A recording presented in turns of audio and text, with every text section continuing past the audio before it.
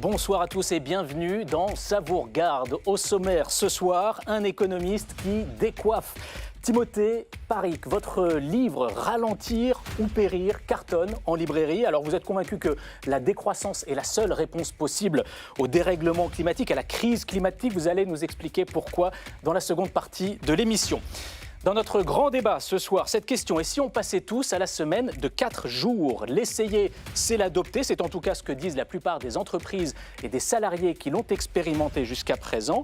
Mais peut-on vraiment la généraliser? Cette utopie peut-elle devenir réalité? Ce sera le thème du débat avec nos invités. On terminera par le parti pris de nos affranchis avec un nouveau venu ce soir. Vous verrez, je vous laisse la surprise. Et puis la chronique Bourbon Express qui sera consacrée à un rapport parlementaire au goût amer pour le Rassemblement national.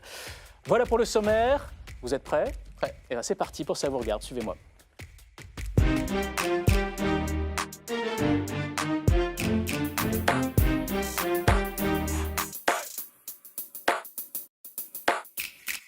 Et si on passait tous à la semaine de 4 jours? Alors l'idée a longtemps été considérée au mieux comme farfelue, au pire comme totalement irréaliste. Mais les temps changent, semble-t-il, et les esprits évoluent. Il faut dire que le Covid est passé par là. Entre-temps, notre rapport au travail a changé.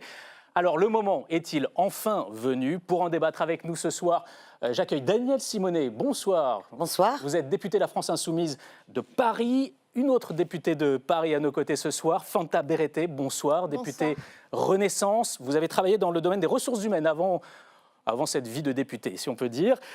Également à nos côtés, Pierre Larouturou, député européen du parti Nouvelle Donne. Alors vous, c'est un combat, la semaine de 4 jours, que vous portez depuis plus de 30 ans, je crois. 30 ans pile. 30 ans pile. Ouais. Bah, écoutez, on fête l'anniversaire actuellement. Jean-Yves Boulin, alors vous êtes sociologue, chercheur associé à l'IRISO à Paris-Dauphine. Et vous menez actuellement une enquête, je crois, auprès d'entreprises et de salariés qui expérimentent la semaine de 4 jours. C'est bien cela? Oui. Enfin, notre grand témoin, je ne le présente plus, Timothée Parric. Sentez-vous libre, évidemment, d'intervenir à n'importe quel moment dans notre débat. Mais pour commencer, on accueille Stéphane Blakowski qui va nous aider à mieux cerner les enjeux de ce débat sur la semaine de 4 jours.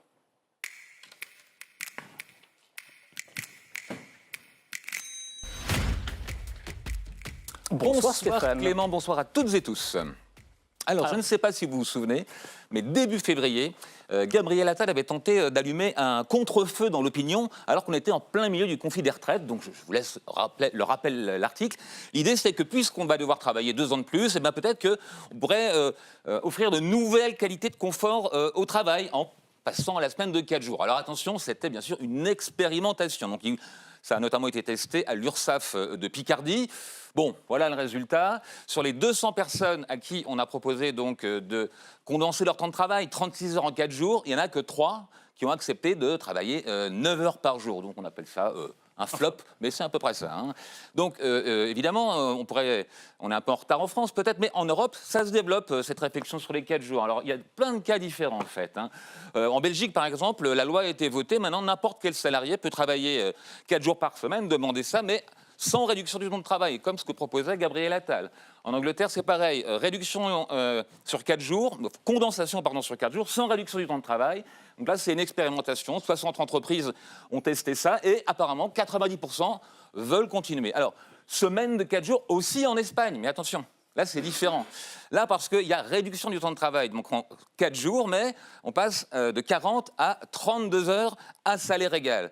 Donc, il y a 200 entreprises qui participent à l'expérience, mais elles sont soutenues par le gouvernement qui peut les aider financièrement. L'idée, c'est, on va voir ça pendant 3 ans, quel effet ça peut avoir sur la productivité. Bon, on peut quand même revenir en France, parler un peu de nos cas où ça... Du commissaire européen à l'emploi, Oh, je l'ai oublié. Bon, c'est pour vous dire que vraiment, ça marque l'idée qu'en Europe, ça se développe. La Commission ne veut forcer personne, mais elle pense que vraiment, c'est là qu'est l'avenir.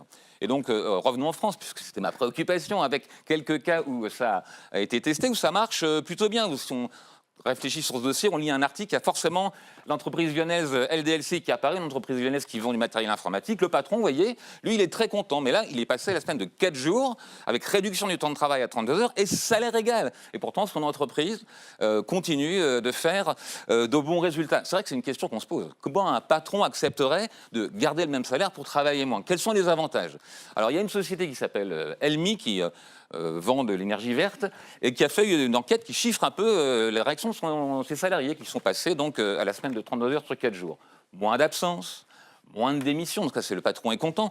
Meilleure image de l'entreprise, ils étaient 23% à la recommander, maintenant ils sont 48%. Donc comme on est dans une période où on a du mal à recruter, notamment dans certains secteurs, ben voilà, le passage à la semaine de 4 jours, ça peut être une manière d'attirer, de recruter des éléments de talent. Donc finalement, quand on cite des bons exemples, on se dit, bah alors, c'est formidable, la semaine de 4 jours, on n'a qu'à la généraliser.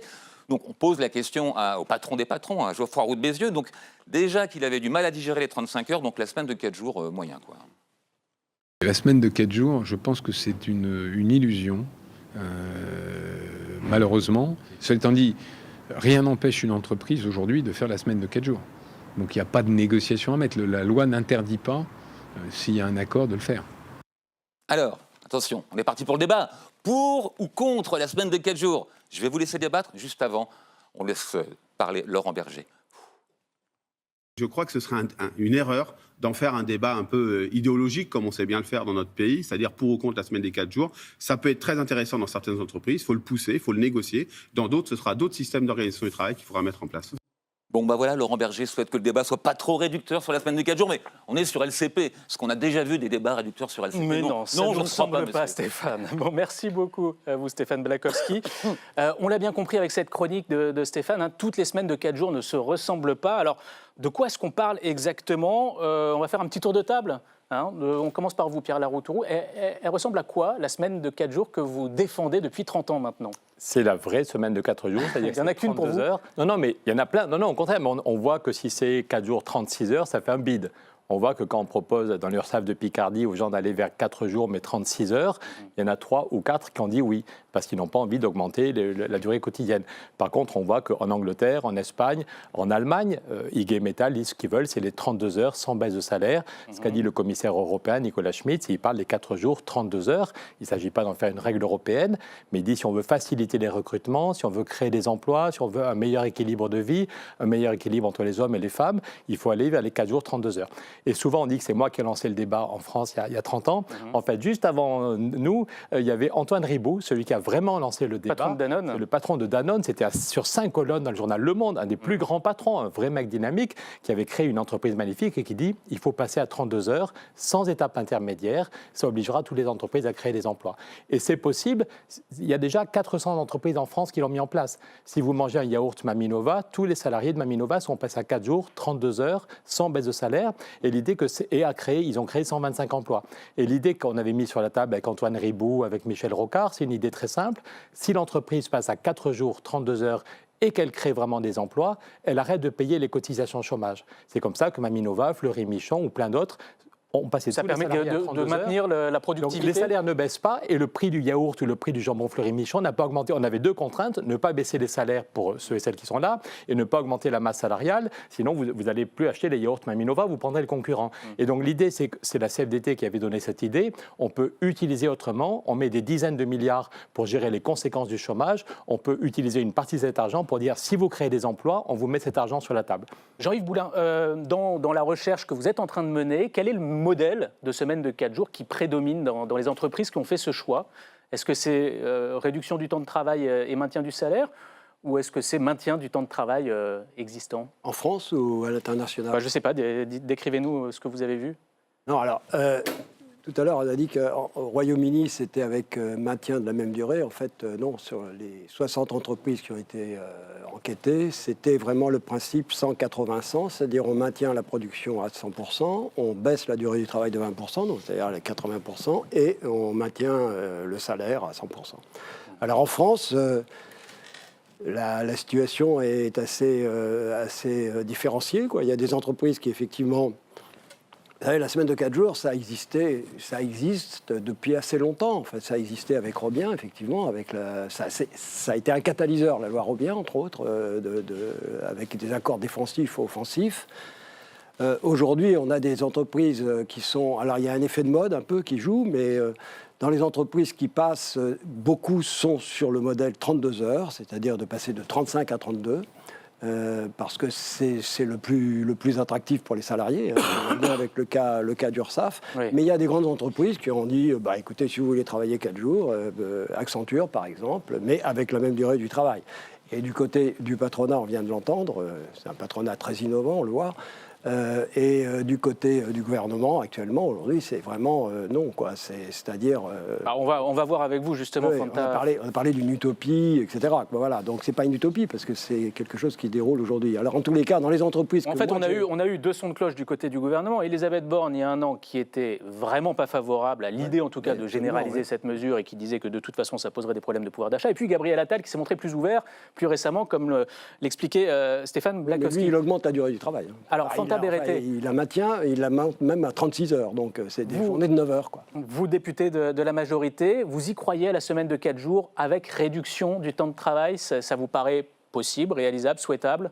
Écoutez, je pense qu'on est dans un moment où on se pose beaucoup de questions sur le travail. Hein. On ne sort pas tout à fait en plus du texte retraite. Donc il y a, je pense, tout un tas de sujets sur lesquels il va falloir discuter, attendre des résultats d'enquête, etc. Moi, personnellement, parce que je suis plutôt là à titre finalement personnel aujourd'hui, l'idée, c'est plutôt de proposer sur la base du volontariat. C'est-à-dire que l'imposer en fait au sein de l'ensemble de nos entreprises, moi je n'y crois pas, parce qu'en fait il y a des différences, on l'a vu notamment avec le télétravail.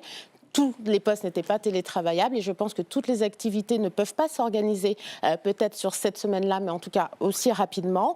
Donc liberté de choix aux entreprises, Exactement. Pas de négociation en accord de branche, pas de loi votée à l'Assemblée sur ce sujet. On est dans une période où les Français nous disent aussi j'ai envie de travailler, j'ai envie d'un peu plus de liberté, j'ai envie de pouvoir m'organiser autrement et je pense que légiférer trop tôt, c'est peut-être pas ce qu'il faut. Mais par contre, mener des expérimentations donc au sein de secteurs, au sein d'entreprises, comme l'a fait Gabriel Attal, je pense que c'est peut-être le bon moyen de commencer.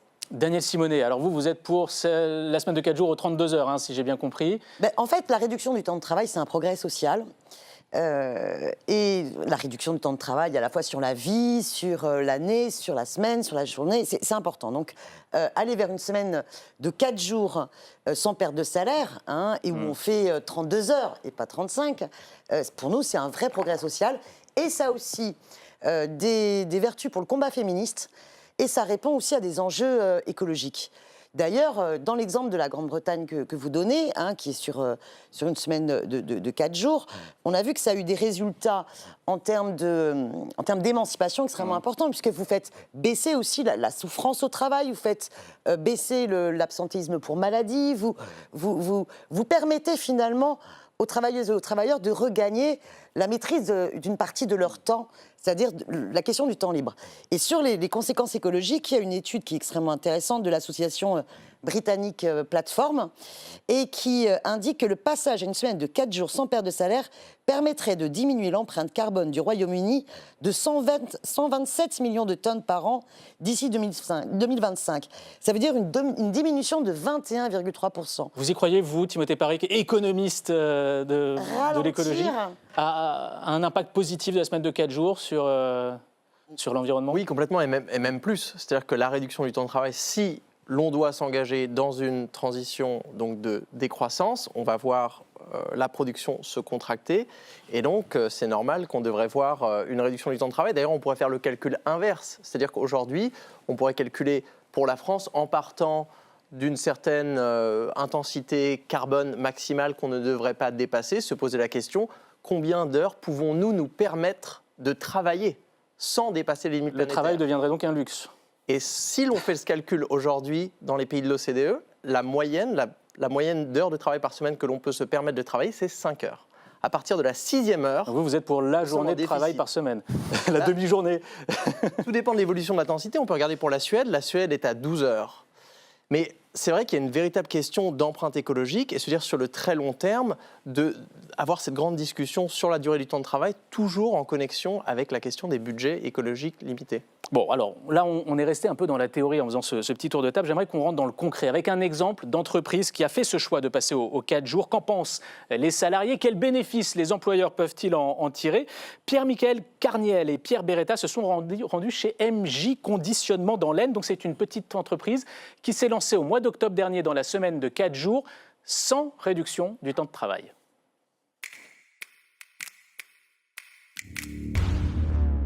Donc ici, vous êtes dans le dépôt où on stocke tous nos aérosols vides, donc c'est des boîtiers métalliques. Pour répondre à un contexte d'inflation, cette société de conditionnement d'aérosols a pris une décision radicale en novembre 2022. On s'est réunis avec les salariés, on a essayé de réfléchir à une solution pour faire des économies d'énergie au niveau de l'entreprise et pour essayer d'améliorer la qualité de vie et redonner du pouvoir d'achat aux salariés. Et finalement, c'est la semaine de 4 jours qui s'est imposée comme solution. Donc en fait, on a décidé de concentrer le temps de travail hebdomadaire qui est de 37h30 dans l'entreprise. Et donc on l'a concentré sur 4 jours au lieu de 5, ce qui nous a permis en fait de fermer le site de production le vendredi. Résultat, 5 000 € d'économie d'énergie qui ont permis à l'entreprise de verser une prime annuelle de 500 € aux 9 salariés de l'entreprise. Désormais, ils travaillent 9 heures par jour, une charge pas trop lourde pour eux. Moi, je travaille 1h30 en plus par jour.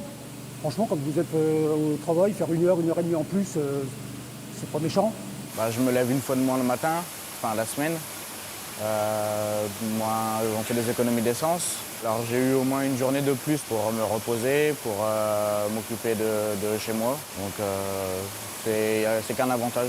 La semaine de 5 jours, un souvenir déjà lointain. Revenir comme avant, le travail le vendredi, ça vous embêterait. Savoir que le jeudi soir, vous êtes en week-end, c'est quand même pas rien. La nouvelle organisation du travail fait consensus chez les salariés. L'entreprise l'a donc pérennisée.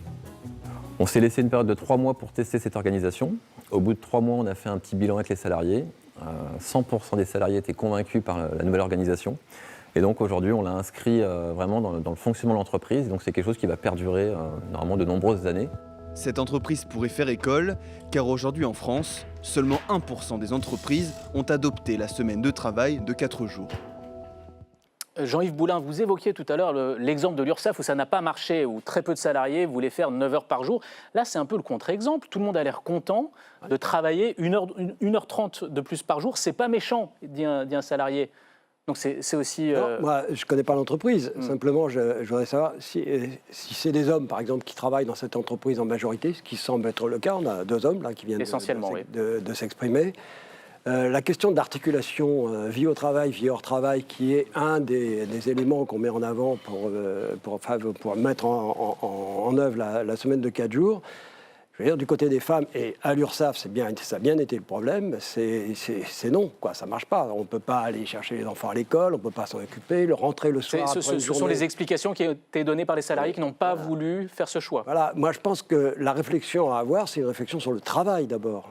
Et ça, il faut avoir une réflexion sur le travail. Et par exemple, chez LDLC, on a vu Laurent de la Clergerie tout à l'heure, chez LDLC, il avait pensé au départ, j'ai longuement discuté avec lui quand je suis allé dans son entreprise, il avait pensé au départ rester à 35 heures en fait. Son idée c'était donner un jour de plus. Donc il était sur l'idée de 35 heures. Il a réfléchi, il a dit, chez moi la moyenne d'âge c'est 37 ans, ils ont tous des jeunes enfants, ça ne va pas marcher. Ça n'a pas marché, il est passé à 32 heures, il a proposé à 32 heures. Mais derrière, parce que moi je fais un peu souvent l'image, Laurent de la Clergerie, c'est un peu le reboot du 21e siècle, je dirais, parce qu'il a une vraie politique sociale derrière. C'est-à-dire qu'il a dit à ses équipes, réfléchissez au travail, comment on peut faire, est-ce que c'est faisable ? Est-ce que c'est faisable ? S'il y a des recrutements, vous me le dites. Il avait vraiment proposé, et il a été très étonné, parce que dans les entrepôts, c'est-à-dire de la logistique, où les gens ils mettent des paquets, etc., il y a de la fatigue physique, etc., il a été très étonné parce qu'il ne lui est pas remonté de demande de recrutement. Il n'a pas recruté, en fait. Il a recruté un petit peu dans les boutiques, parce que les gens se sont organisés en binôme pour pouvoir assurer la continuité. Ils ne ferment pas l'entreprise. Ils ne ferment jamais l'entreprise. L'entreprise, elle fonctionne 6 jours comme avant, 6 jours par semaine. Elle distribue du matériel informatique. Il faut voir aussi que LDLC, c'est une entreprise qui a eu une explosion de son chiffre d'affaires pendant le confinement aussi. Hein. C'est une entreprise. Oui, elle est sur un secteur porteur. Voilà, c'est un secteur très porteur, etc.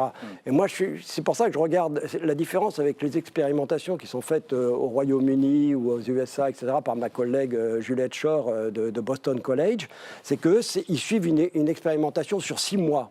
Or, c'est très connu en sociologie, sur 6 mois, on adopte des comportements vertueux. Là, on est sur des entreprises, ça fait déjà 2 ans, et j'ai regardé, je suis allé dans une autre entreprise qui a, dans la région lyonnaise aussi, qui fait de l'infogérance. Et là aussi, ils ne ferment pas du tout, ils restent sur 32 heures, etc. Mais effectivement, il y a une réflexion sur le travail, sur l'organisation du travail. Ce qu'il faut éviter, c'est un phénomène d'intensification du travail, parce que là, c'est vraiment un des gros problèmes qu'il y a eu en particulier en France. Un risque de burn-out, en clair, si on a des journées trop chargées, si on demande aux salariés de faire la même chose en 4 jours. Les expérimentations qui ont été menées montrent effectivement qu'il y a une baisse du burn-out, qu'il y a une baisse de l'intensité du travail. Donc ça veut dire que ça s'accompagne de réorganisation du travail qui permettent justement d'éviter ces effets, ces dysfonctionnements. Pierre Larouturou, c'est généralisable ce dispositif, ça peut s'appliquer à tous les secteurs, tous les métiers? Pas en 3 semaines, ça c'est sûr, mais si on prend le temps, de même que les congés payés, au début on pensait que c'était de la folie, même Léon Blum ne croyait pas aux congés payés, ou la semaine de 6 jours, il y a beaucoup de gens qui pensaient que c'était pas possible, et petit à petit, en gros, tout le monde a des congés payés, sauf peut-être les agriculteurs, mais dans tous les métiers, voilà. Donc après ça, quand Fanta demandait est-ce qu'il faut faire une loi ou pas, je pense que personne ne veut une loi qui rend obligatoire les 32 heures.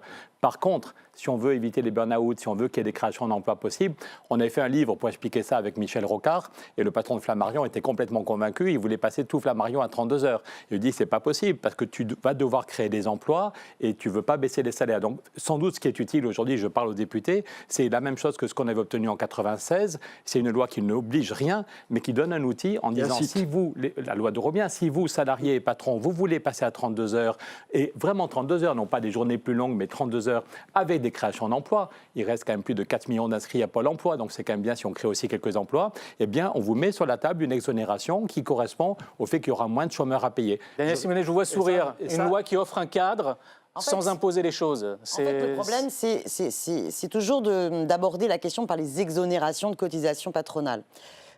Moi, j'estime que... c'est s'il y a 10% de création d'emplois en CDI. Ce qu'on proposait depuis le début, c'est de fixer des contreparties aux exonérations. Pour tout le monde et crée 10% d'emplois en CDI, elle peut arrêter de payer les cotisations chômage. Et c'est équilibré pour tout le monde. J'ai là la démonstration de Patrick Artus qui dit que le système est équilibré parce qu'il y aura effectivement moins de chômeurs à payer et plus de gens qui vont cotiser pour les caisses de retraite ou les caisses de maladie. Quand Maminova crée 125 emplois, c'est 125 personnes qui retrouvent un salaire, qui ont une vie normale, qui vont payer de la TVA et qui vont cotiser pour les caisses de retraite et les caisses de maladie. En fait, la question de fond, c'est il faut à la fois réduire le temps de travail pour pouvoir libérer du temps, permettre à chacune et chacun aussi de se construire soi-même dans un temps où c'est la personne elle-même qui choisit ce qu'elle en fait. Donc ça, c'est d'abord une orientation de société. Deuxièmement, il faut aussi répartir les richesses, parce que c'est quand même inouï. Vous avez... Dans la répartition de la richesse produite, eh bien, le capital, on a pris plus de 10 points sur ces 20 dernières années. Donc, il faut répartir la richesse et il n'est pas acceptable qu'à chaque fois qu'on parle réduction du temps de travail, on se dise « Ah ben, il faudrait aussi réduire les salaires ». Non, il faut mieux répartir parce qu'aujourd'hui, on est volé de cela. Et ensuite, comprendre que repenser le travail, c'est aussi se dire « Mais en fait, à quel besoin on doit satisfaire ?» et repenser l'utilité du travail. Et là, ça rejoindra ce qu'on disait sur le fait qu'une baisse du temps de travail peut permettre aussi de réduire notre empreinte, si tant est qu'on pense aussi quel est le travail qui est utile. Nous, on pense qu'il y a une bifurcation écologique à engager pour que on se dise notre impératif, c'est de répondre à satisfaire les besoins sociaux et à prendre en compte les enjeux et les urgences climatiques et que nos ressources sont finies. Donc, c'est pas travailler plus pour produire tout et n'importe quoi. D'ailleurs, prenez l'exemple, on peut tout à fait mesurer que la banalisation du travail du dimanche eh bien, a aggravé un impact écologique, une empreinte écologique complètement aberrante, pour par ailleurs plus d'aliénation, parce que même les gens qui ne travaillent pas le dimanche se disent oh, maintenant que les magasins sont ouverts, on peut y aller. Bon, bah, c'est pas vraiment un temps libéré. Et sur l'égalité femmes-hommes, ça a été par ailleurs aussi une grosse régression, parce que c'est généralement les femmes qui travaillent le dimanche, sans pour autant qu'on les libère des tâches ménagères. Donc vraiment, je pense qu'il faut se rappeler que les 35 heures ont permis, par ailleurs, de créer plus de 350 000 emplois, que oui, à un moment donné, il faut quand même de la contrainte, voilà, que là, on doit pouvoir se fixer un objectif, déjà de restaurer les 35 heures, parce qu'en moyenne, on travaille plutôt 37 heures que 35 heures en ce moment en France. 39 pour les Et il faut donc tendre vers la semaine de 4 jours, sans perte de salaire, mais en travaillant 32 heures pour du temps libéré. Fanta Berete, cette réduction du temps de travail que défend Daniel Simonet, c'est pas un objectif politique pour vous aujourd'hui Je pense que pour nous, et les Français nous l'ont bien souvent répété, c'est quel sens au travail. C'est pour moi la vraie question du moment. Est-ce que ça ne peut pas redonner du sens au travail? Je pense que ça fait partie d'un ensemble. En fait, ça ne peut pas être la réponse là immédiate, en tout cas pour les mois à venir, parce que de toute manière, moi je ne pense pas qu'on puisse le faire de partout, pour toutes les activités. Mais par contre, ce que disent les gens, c'est moi je suis malheureux. Il y a beaucoup de gens qui nous ont dit ça. Je suis malheureux dans mon travail, dans les missions qui me sont confiées. Donc je pense que pour moi, la priorité, elle est là. Comment on fait pour que les gens n'aient pas la boule au ventre le dimanche en se disant demain matin, je vais aller travailler. Et c'est en s'asseyant aussi tous autour de la table et avec les travaux qui sont menés par les uns et les autres qu'on peut essayer de proposer quelque chose. On arrive à un croisement donc, qui est assez difficile et il y a une réflexion globale qui doit être menée. Parce que moi, quand je pense à la réduction de temps de travail, je pense aussi, par exemple, aux gens, et j'aurais peut-être la réponse ici, qui sont au forfait jour, tout simplement. Donc, comment on réorganise? C'est des gens qui ne travaillent pas forcément donc, 35 heures par semaine, nous le savons tous ici, qui travaillent bien plus. Donc, comment on fait ça? Ensuite... c'est une question concrète. Vous pouvez peut-être y répondre, Paul Rotureau? C'est un des grands intérêts de la semaine de 4 jours, c'est que ça parle à tout le monde. Que vous soyez caissière, que vous soyez ouvrier, commercial, ingénieur, directeur financier, on voit bien dans une entreprise que ça motive les gens, y compris pour régler les problèmes d'organisation, parce que tout le monde va en profiter. Tout le monde sait ce que ça veut dire. Il y a un jour par semaine où je ne vais pas au boulot. Il y a un jour par semaine où je peux faire la grasse mat. Il y a un jour par semaine où je ne paie pas mon costume, mon bleu de travail, où je ne suis pas dans les transports en commun ou dans les bouchons. Et ça parle à tout le monde. Moi, l'autre jour, j'ai fait un tweet qui a fait 3 800 000 vues. J'ai été étonné par le nombre et par la diversité des gens qui mettaient des commentaires. C'était des jeunes et des vieux. C'était des gens très qualifiés et puis des moins qualifiés. C'était des gens des grandes villes et des gens des milieux ruraux. Tout le monde, pour des raisons différentes. Il y en a qui ont des enfants en bas âge, il y en a qui ont mis du temps pour se former, il y en a qui ont leur maman qui est à l'hôpital, ils veulent du temps, il y en a qui ils en ont marre du boulot, ils veulent réorienter leur vie, il y en a qui veulent s'occuper de la vie associative. Il y a des motivations très très différentes. Et c'est l'intérêt des 4 jours, c'est que ça peut quand même créer et une dynamique dans l'entreprise. Ce que je n'ai pas dit aussi, c'est que ça permet d'enrichir le travail. Par exemple, chez Maminova, ils ont fait un plan de co-investissement formation. Il y a un jour par semaine où le chef n'est pas là. Le chef, ça peut être le contremaître, ça peut être le directeur de l'usine ou la directrice. Voilà. Mais si le client appelle, on ne va pas dire « attendez, revenez dans 3 jours parce que le chef est en RTT ». Donc on a amélioré, on a enrichi le travail des ouvriers. Donc les ouvriers et ouvrières travaillent moins longtemps, mais leur travail est souvent plus riche. C'est aussi pour ça que l'absentéisme recule. Alors l'absentéisme recule, l'image de l'entreprise s'améliore, il y a une vraie attractivité. Quel est l'impact sur la productivité? Est-ce qu'il y a des études sérieuses qui ont été menées là-dessus? Alors, pour l'instant, les rapports qui ont été faits sur les expérimentations et les 2 entreprises que j'ai observées convergent de ce point de vue-là. C'est-à-dire qu'il y a c'est d'ailleurs un peu le problème par rapport à la question du partage du travail dont on parlait avec les lois Robien ou les lois Aubry. C'est-à-dire qu'effectivement, il y a des gains de productivité qui sont tout à fait considérables. Ce qui a amené d'ailleurs, on voit bien, chez LDLC, il n'a pas embauché. Donc c'est à cause des gains de productivité. Alors comment se produisent ces gains de productivité? C'est ça qui est intéressant. Les gens, effectivement, se sentent plus reposés, etc. Dans les entrepôts, je ne les ai pas encore interrogés, les gens des entrepôts, je vais y aller bientôt dans 2 semaines. Mais il y a quand même il semble qu'il y ait une énergie, ils sont moins fatigués. Surtout que comment est organisé le jour off? Il y a des gens qui choisissent, par exemple, de couper la semaine avec le jour off. Ce n'est pas toujours le vendredi ou le lundi, par exemple, pour faire des week-ends, la fameuse société de la flemme, etc. Ce n'est pas du tout ça. Les gens, ils réfléchissent tout à fait à la façon dont ils veulent placer leur jour off. Et donc, effectivement, les gains de productivité, ils peuvent être aussi obtenus par une intensification du travail.